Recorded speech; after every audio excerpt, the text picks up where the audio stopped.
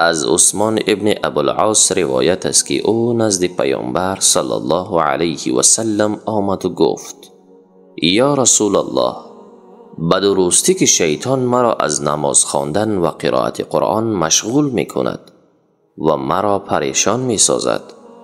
در پاسخ به او پیامبر الله صلی الله علیه و سلم چنین گفت: این شیطان است به نام خنزاب.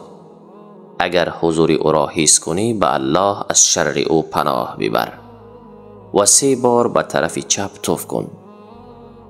عثمان رضی الله عنه گفت: من چنین کردم و الله این شیطان را از من دور کرد.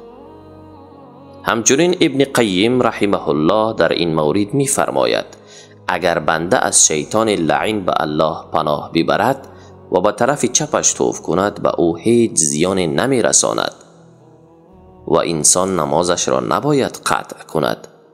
برعکس این عمل از کاملیت و پررگی نماز می باشد.